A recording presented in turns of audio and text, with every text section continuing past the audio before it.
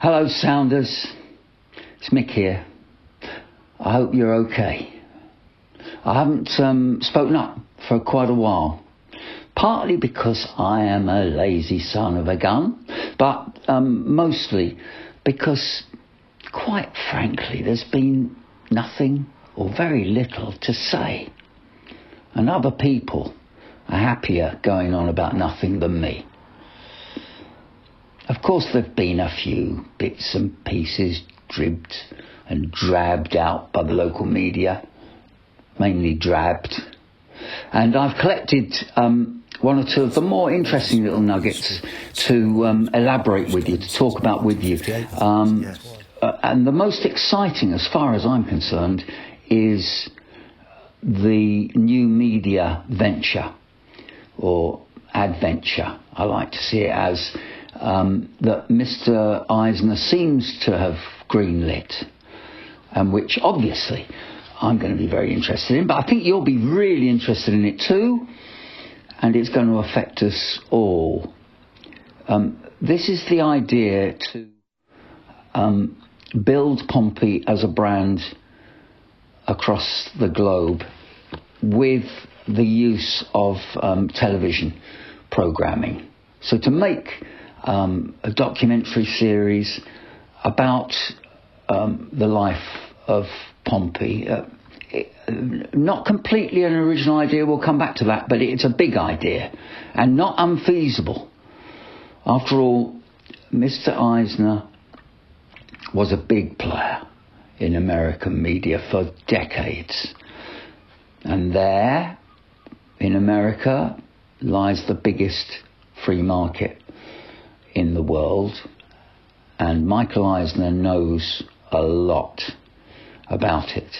And we, just to sort of supplement the idea, we learned recently from Andrew Cullen, actually, that Pompey have a growing brand in Australia.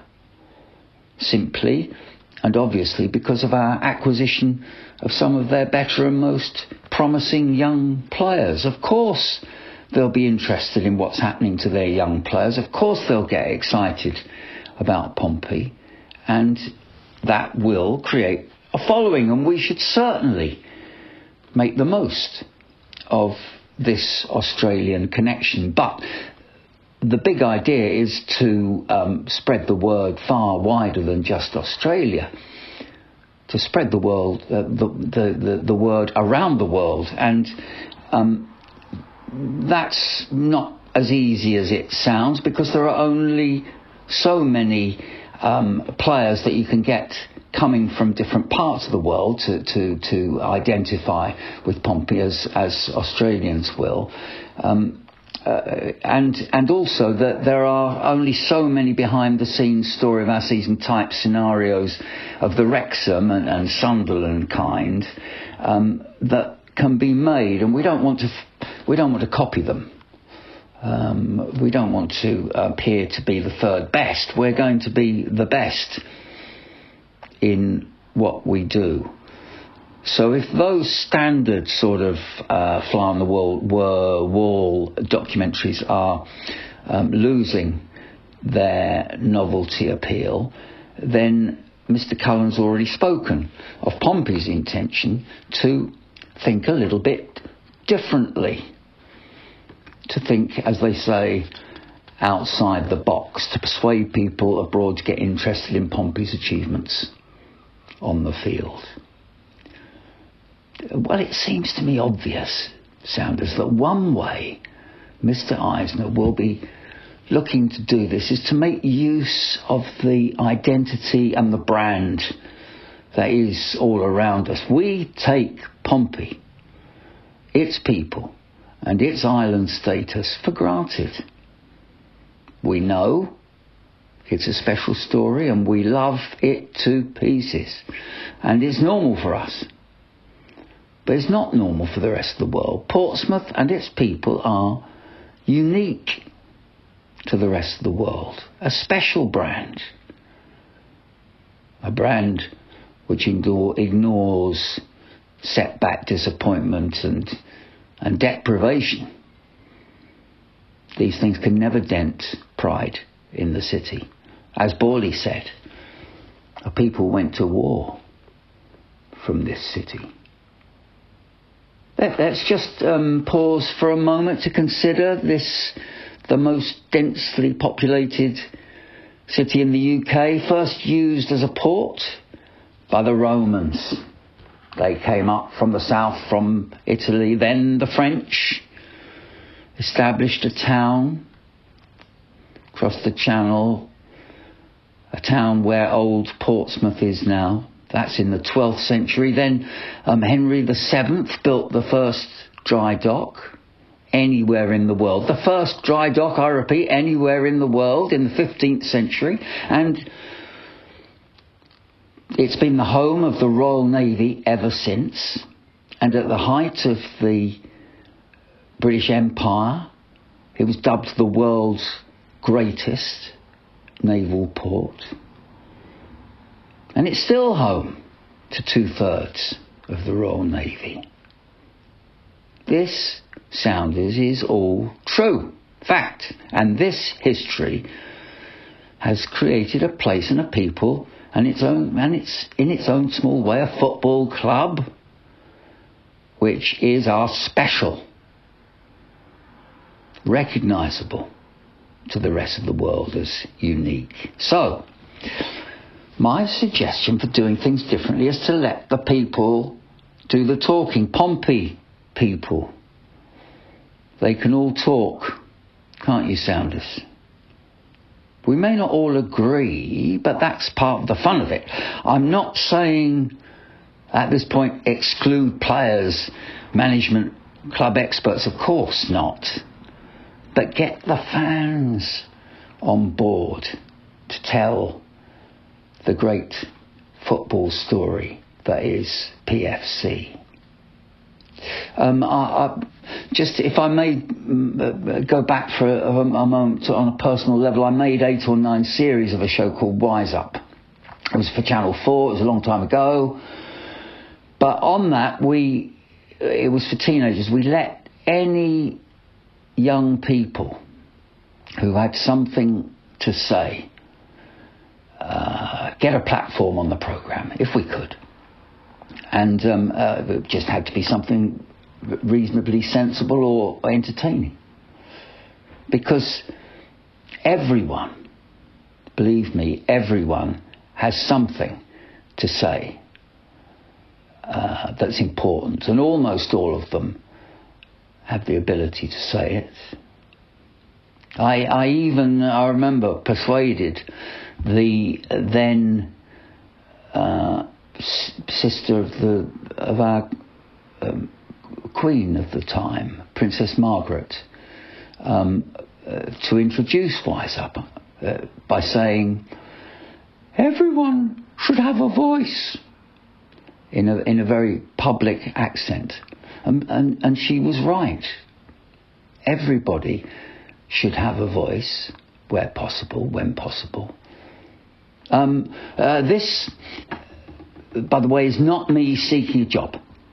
Sounders, honestly, I'm very happy talking to you lot. Honestly, I just think Portsmouth is a unique brand, and the fans are special, entertaining, knowledgeable, noisy, an entertaining, knowledgeable, noisy bunch of people who could say a lot more than they're allowed to at present. And perhaps on this new television series. Anyway, whatever direction the Pompey soap opera, well, that's what I'll call it, and that's not disparaging. Any way that's taken, it will be another brick in Eric Eisner's so famous wall. His wall, a wall of football world fame and fortune it could become, as it opens up new financial opportunities for the club. Now, this is important because, as the Beatles bluntly put it, money, Sounders, is what we want. A lot of money. That's what we want. Give me money. Because in spite of our sellout of season tickets and our full house most weeks last season and our record gates last season for absolute decades, in spite of all these great things, positive things, we are streets behind the match day revenues of the likes of Leeds and Sunderland, two clubs who we want to emulate by arriving into the Premiership. And we're even further behind the enormous parachute payments laden Leicester City, Ipswich and that lot down the road with the millions the top league puts in their pockets to try and ensure that they return to the Premiership in 2026. It's all wrong. It's unfair. It's unsporting. And we hope it fails. But it's a fact. Premiership tries to protect its own, what it considers to be its own, in a way that it shouldn't really be allowed. And I'm hoping, campaigning indeed, that it's going to end. Parachute payments are going to be amended to some degree because the government's put in a new task force that's looking at football. I'm really hoping that is a result, or one result, because it's tough for clubs like Pompey, many clubs like Pompey. Some of our fans, young ones I suspect, have, in realising how tough it is, have started once again complaining that our owners should have planned for this financial eventuality by, in 2017, starting off a new stadium or rebuilding Fratton Park, forgetting Pompey's fan base was far lower then than it is now. Where were all these new people now when we were shit? Sorry to use that expression, but it is one that we've learnt on the terraces. I'm just modifying the old song sounders, but they've arrived. They've arrived, and we are grateful they've arrived, and they are welcome. But they are comparatively new. Our new owners suspected that they were around. The influx of people we've got now, the queues of people to get season tickets. Old guys like us were assuring the Eisner family that there were a big section of fans around the corner who were waiting to walk up. But you need proof before investment. Let's be fair to the family. They had to sort of feel their way into this.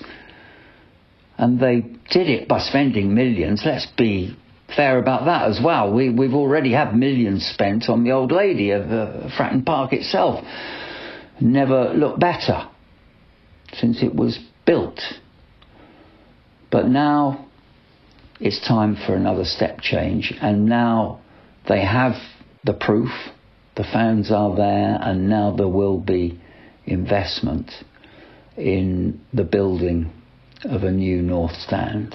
I'm sure of that. But the red tape involved takes a long time to cut through.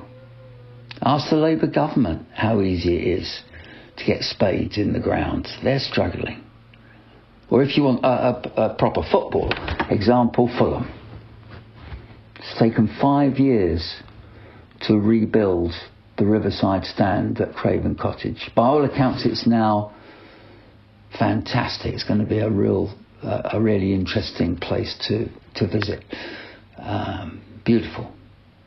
But a planning permission for that started in 2013. So we need patience, always hard to find in football fans. But we need patience, and we need that money the Beatles were singing about, because it's going to cost a lot of money to transform the North Stand, and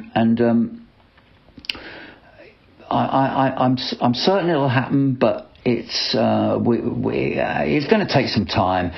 It's going to be entertaining, though, in the Championship. That's what I was thinking. I didn't want to get too depressed there. It's going to get exciting in the Championship this season. We've made a decent start, haven't we, last season, and now we're going to have an exciting journey next season. We're looking forward to it.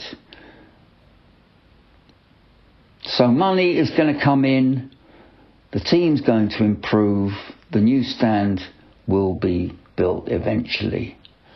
Moving on now with a brief nod to the ins and outs of players, news of which, if I'm honest, has been unremittingly boring so far, in spite of valiant attempts by the news and other experts to tell us the same story in mind-boggling, subtle and nuanced ways which make you wish you weren't reading or listening, because it's the same stuff regurgitated over and over and over again. But I do want to remark on Yengi. He's an incredibly exciting signing, or he was, when we plucked him out of the Southern Hemisphere. He has so many assets to make him a dream signing, but dreams, Sounders, can be dashed, as in Yengi were. And no amount of his broad smiling could make up for lack of minutes and lack of goals on the pitch.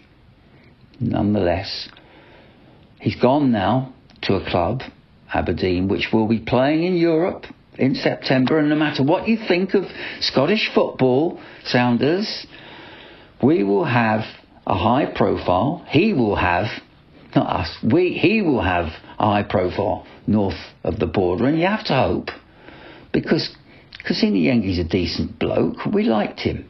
You have to hope that he may make us regret we gave him away for nothing, as he takes on Celtic and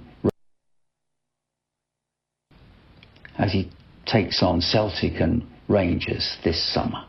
Perhaps he'll hit the headlines. It'll be fun to find out, won't it? Sounders, I want to finish this ramble with a story against myself. Indeed, it's a story that, thanks to some of my best mates at Pompey, has caused me a lot of discomfort over the years. I'm embarrassed to tell you about it, but I need to. I once intemperately sounded off a stream of abuse about the performance of a referee after a Pompey game.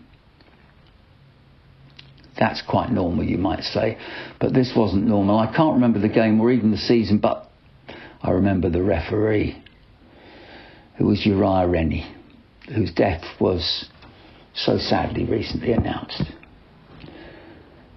Goodness knows what had happened in the game, but whatever it was, some of you may recall a similar event, but whatever it was, afterwards I was so furious with Uriah Rennie, and I called him out to my friends in the bar, loudly. Now you will remember Uriah Rennie was a British Jamaican, and he was the first black referee to officiate in the Premier League in England. And when I was fulminating against his performance at the bar to my friends, I made a big mistake that I still regret, in describing him as black in my diatribe. And I've always regretted being that stupid.